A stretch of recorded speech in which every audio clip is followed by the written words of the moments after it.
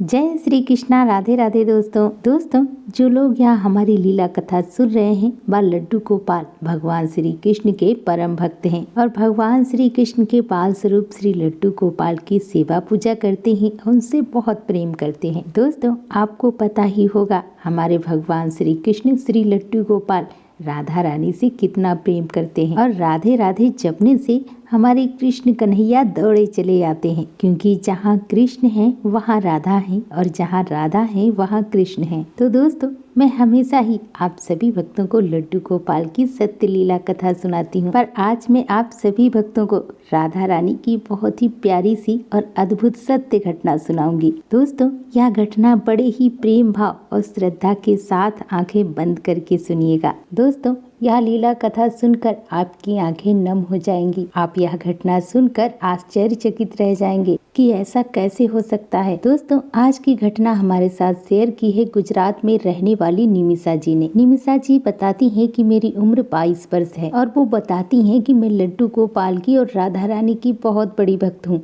और मैं उनसे बहुत प्रेम करती हूँ। बड़े ही प्रेम भाव से मैं लड्डू गोपाल श्री राधा रानी की सेवा करती हूँ। निमिषा जी बताती हैं कि जब मैं 8 वर्ष की थी तभी से मैं लड्डू गोपाल श्री राधा रानी की सेवा करती आ रही हूँ। मैंने अपने घर में लड्डू गोपाल श्री राधा रानी की सेवा बचपन से होती देखी है। निमिषा जी बताती हैं कि मेरी दादी लड्डू गोपाल और राधा रानी की सेवा किया करती थी। मैं जब छोटी थी और मैं तब से देखती चली आ रही हूँ कि मेरे घर में ठाकुर जी विराजित हैं और सभी मेरे घर में लड्डू गोपाल की सेवा बड़े ही प्रेम भाव और जतन के साथ करते हैं। हमारे परिवार में सभी धार्मिक प्रवृत्ति के हैं, सभी भगवान को मानते हैं, सभी ठाकुर जी से बहुत प्रेम करते हैं। मैं बहुत ही खुश हूँ कि ठाकुर जी ने मुझे ऐसा परिवार दिया है और ठाकुर जी की कृपा से हमारे जीवन में किसी भी चीज की कमी नहीं है। निमिषा जी बताती हैं मुझे एक ही बात की तकलीफ है कि मेरी एक किडनी नहीं है और सब मेरी वजह से ही परेशान रहते हैं, बाकी उन्हें किसी भी चीज की टेंशन नहीं है। भगवान ने सब कुछ दिया है, सिर्फ मेरी किडनी की वजह से ही मेरे घर वाले परेशान रहते हैं, क्योंकि किडनी खराब होने की वजह से मेरी तबीयत कभी कभी बहुत ज्यादा बिगड़ जाती है और मेरी वजह से सब परेशान हो जाते हैं। निमिषा जी बताती हैं कि जब भी मेरी तबीयत खराब होती है तो मैं श्री राधा रानी के नाम का जाप करती हूँ, तो मेरी आधी तकलीफ तो वैसे ही दूर हो जाती है। निमिषा जी बताती हैं कि मैं अपने आप को बहुत ही सौभाग्यशाली मानती हूँ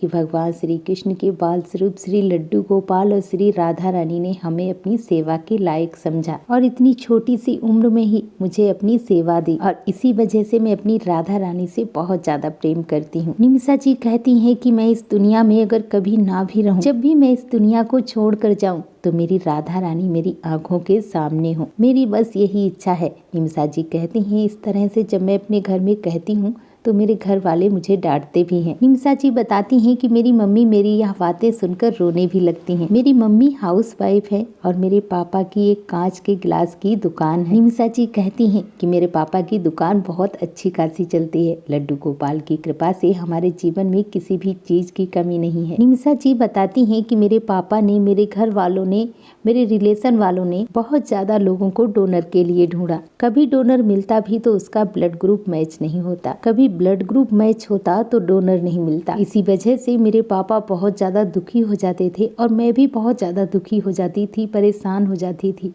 क्योंकि मैं भी जिंदगी जीना चाहती थी, मुझे अपनी आगे की जिंदगी देखनी थी। वो कहती हैं कि मेरा सपना था अपनी लाडली जू के साथ वृंदावन धाम जाने का। निमिषा जी कहती हैं कि मुझे डॉक्टर ने मना किया था लंबा सफर तय करने के लिए। निमिषा जी कहती हैं मैं गुजरात में रहती हूँ तो वहाँ से बहुत ज्यादा लंबा सफर पड़ता है वृंदावन धाम के लिए, इसी वजह से मैं वृंदावन नहीं जा पाती थी। निमिषा जी कहती हैं कि मैंने आगे की पढ़ाई भी जारी नहीं रखी, क्योंकि मुझे पता है कि इस दुनिया में तो मुझे रहना ही नहीं है, इसी वजह से मैंने आगे की पढ़ाई नहीं की और सिर्फ 12th पास करके ही मैं घर में रहने लगी। निमिषा जी बताती हैं कि जब मुझे पता चल गया कि मेरे लिए डोनर मिलना बहुत ज्यादा मुश्किल हो रहा है तो मैंने अपने लड्डू गोपाल और श्री राधा रानी को ही अपनी दुनिया, अपनी जिंदगी बना लिया था। इसी वजह से मैंने घर से बाहर आना जाना भी बंद कर दिया था। मैं हमेशा अपनी राधा रानी और लड्डू गोपाल के सामने बैठकर श्री राधा रानी के नाम का जाप किया करती थी। मैं हमेशा श्री राधा नाम का उच्चारण किया करती थी, क्योंकि मेरे जीवन का सिर्फ आधार ही राधा रानी बन गई थी। क्योंकि मुझे पता था कि मैं ज्यादा दिन यहाँ नहीं टिकने वाली हूँ, मैं कुछ दिनों के लिए ही मेहमान हूँ और इसीलिए मैं अपनी मम्मी से भी कह देती थी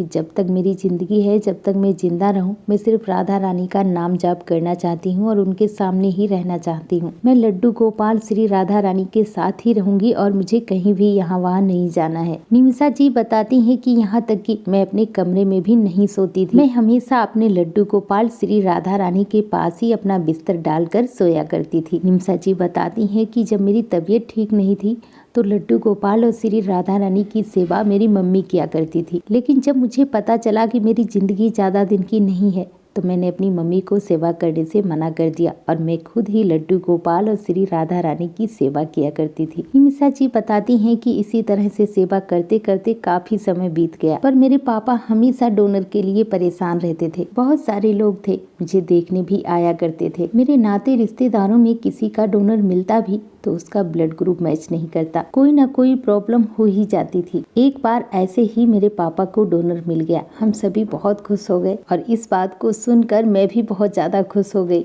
जिस लड़की का मुझे डोनर मिला था उसके सारे टेस्ट करवाए गए। जांच में उस लड़की के किसी न किसी समस्या की वजह से डॉक्टर्स ने उसका डोनर फेल कर दिया और इसी वजह से उसका भी डोनर नहीं हो पाया। और इसके बाद मैं बहुत ज्यादा दुखी हो गई और उस दिन मैं इतनी ज्यादा दुखी हो गई कि अब मैंने अपनी जीने की आस भी छोड़ दी थी, क्योंकि हम लोगों को कुछ भी समझ में नहीं आ रहा था क्या करें क्या ना करें।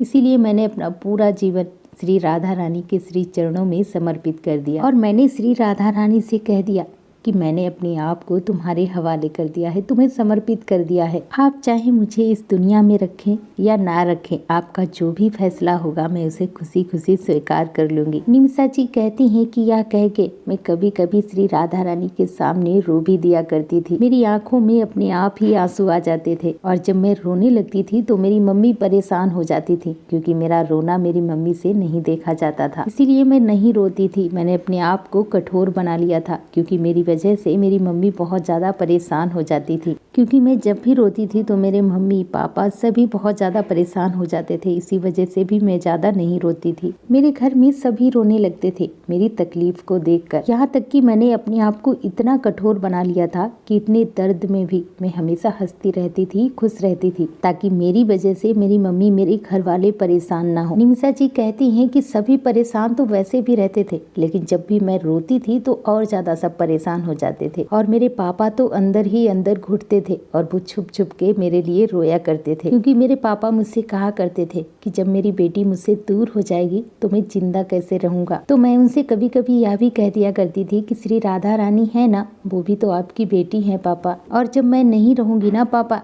तो आप श्री राधा रानी को अपनी बेटी बना लीजिएगा। निमिषा जी कहती हैं कि ऐसी बातें कह के मेरे पापा बहुत ज्यादा रोते थे और मैं भी उनके साथ में बहुत रोती थी। निमिषा बताती हैं कि दुख भी था, सुख भी था, सब कुछ था, पर शायद मेरी जिंदगी का दिन नहीं था, बहुत दिन कम बचे थे मेरी जिंदगी के। निमिषा जी बताती हैं कि ऐसे ही एक दिन मेरी तबीयत बहुत ज्यादा खराब हो गई और जब मेरी तबीयत बहुत ज्यादा खराब हो गई तो गुजरात के ही हॉस्पिटल में मुझे एडमिट कराया गया, क्योंकि डॉक्टर ने बोला था एडमिट करने के बाद इनका डायलिसिस होगा। निमिषा जी बताती हैं कि इसी के दौरान मुझे 1 हफ्ते के लिए हॉस्पिटल में रुकना पड़ा। मैं बहुत ज्यादा परेशान हो रही थी, वहाँ पर मैं बहुत ज्यादा रो रही थी। तभी मैंने अपनी मम्मी से कहा कि आप मेरे लड्डू गोपाल श्री राधा रानी को लाकर मेरे पास बिठा दीजिए। उनके पापा बोले, बेटा ऐसा कैसे हो सकता है, आप यहाँ हॉस्पिटल में और आपकी तबीयत इतनी ज्यादा खराब है। लेकिन निमिषा जी कहती हैं मेरे बहुत जिद करने पर मेरे मम्मी पापा मेरे लड्डू गोपाल श्री राधा रानी को हॉस्पिटल में मेरे पास लेकर आए और जस्ट मेरे बगल में ही मेरे पास लड्डू गोपाल श्री राधा रानी को बिठा दिया। निमिषा जी कहती हैं कि मैं सुबह शाम दोपहर हर समय लड्डू गोपाल श्री राधा रानी से ही बातें करती और उनसे कहती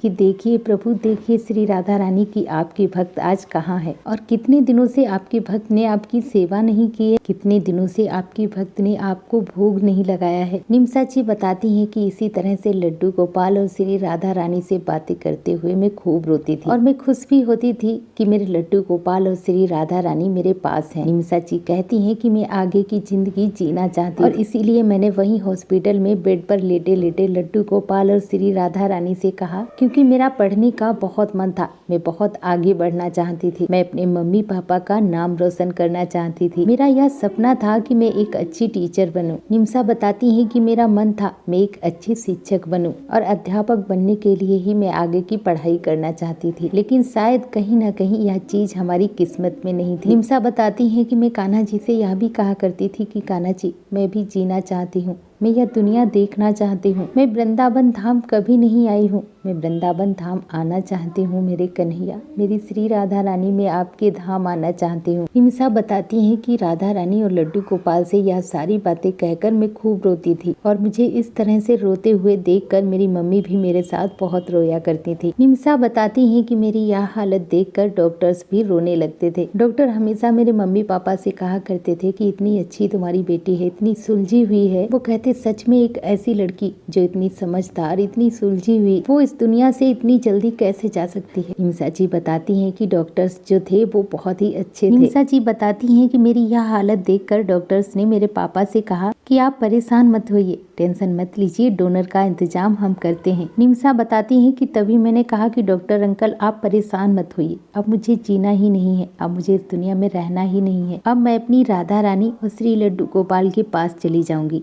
मुझे कोई भी टेंशन नहीं है, आप बिल्कुल भी परेशान मत होइए। यह सुनकर मेरी मम्मी बहुत ज्यादा परेशान हो गई, गुस्सा भी हो गई मुझ पर, मुझे डांटने भी लगी कि तुम पागल हो गई हो, इस तरह से कोई बातें करता है क्या। निम्सा जी बताती हैं उसके बाद वह दिन ऐसे ही बीत गया और मैं सो गई और सुबह जब मैं सोकर उठी और कुछ देर के बाद डॉक्टर मेरे पास आए और मुझसे बोले निम्सा बहुत बड़ी खुशखबरी है, तुम भी अब अपनी जिंदगी जी सकोगी। निम्सा बताती है कि डॉक्टर की यह बात सुनकर मैं बिल्कुल भी खुश नहीं हुई, क्योंकि मुझे पता था कोई ना कोई प्रॉब्लम फिर से निकल आएगी और मैं पूरी तरह से ठीक नहीं हो पाऊंगी। निम्सा जी बताती हैं फिर डॉक्टर ने कहा कि तुम्हारा ऑपरेशन आज के आज ही होगा। इसके बाद निम्सा जी बताती हैं कि मेरा उसी दिन ऑपरेशन चालू हो गया। निम्सा जी बताती हैं जब मेरा ऑपरेशन चालू हुआ तो मुझे एनेस्थीसिया दिया गया और जब वह मुझे दिया गया तो उसकी वजह से मुझे अजीब अजीब सी चीजें दिखने लगी थी। निम्सा जी बताती हैं कि उसके बाद मुझे ज्यादा कुछ याद नहीं रहा, जो कुछ भी मुझे याद है वह मैं आप सभी को बताना चाहती हूँ। निम्सा बताती हैं कि मैंने देखा कि एक लड़की आई थी और उस लड़की की उम्र लगभग 18-19 वर्ष रही होगी। वो आई और उसके साथ में एक लड़का भी था और उस लड़के ने धोती कुर्ता पहना हुआ था और वो जो लड़की थी उसने लाल रंग का सूट सलवार पहना हुआ था। वो लड़की आई और वह डॉक्टर से मिली।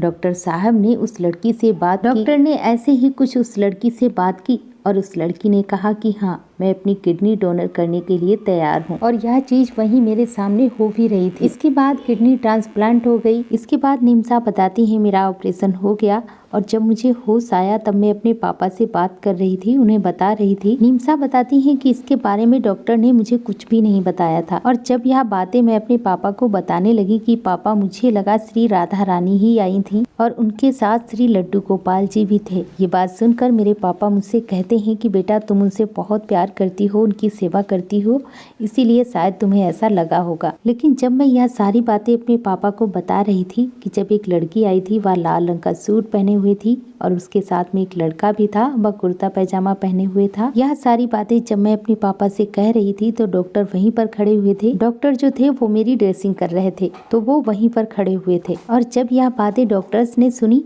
तो बोले यस, यह सब तुम्हें कैसे पता? तुमने तो उस लड़की को देखा भी नहीं था, तुम्हें यह सब कैसे पता? निम्सा बताती हैं कि मेरी यह बात सुनकर डॉक्टर भी हैरान हो गए थे कि ऐसा कैसे हो सकता है। निम्सा बताती हैं कि इस चीज को मैं अपनी लाइफ में बिलीव ही नहीं कर पाती, क्योंकि साक्षात राधा रानी ने उस लड़की को मेरे पास भेजा था। इसके बाद मैं बता नहीं सकती कि मैं कितनी ज्यादा खुश हुई। इसके बाद निम्सा बताती हैं कि कुछ महीनों के बाद मैं बिल्कुल ठीक हो गई। ठीक होने के बाद निम्सा बताती हैं मैंने आगे की पढ़ाई कंप्लीट की। इसके बाद मैंने बीएड में फॉर्म डाला और मेरा नंबर आ गया। इसके बाद मैंने अपनी पूरी पढ़ाई कंप्लीट की और ठाकुर जी श्री राधा रानी की कृपा से आज मैं टीचर के पद पर नियुक्त हूँ। आज मैं शिक्षक की नौकरी करती हूँ और यह सब किस लिए हुआ? क्योंकि लड्डू गोपाल और श्री राधा रानी हमारे साथ हैं, क्योंकि श्री राधा रानी जी ने और लड्डू गोपाल ने मुझे मौत के मुंह से निकाल लिया था। निम्सा बताती है कि मैं आज भी लड्डू गोपाल और श्री राधा रानी की बहुत बड़ी भक्त हूँ। मैं उनसे बहुत प्रेम करती हूँ, बहुत मानती हूँ, बड़े ही प्रेम भाव से उनकी सेवा करती हूँ। निम्सा बताती है कि श्री राधा रानी और लड्डू गोपाल की वजह से ही मैं आज जीवित हूँ। वो बताती है कि कोई माने या ना माने,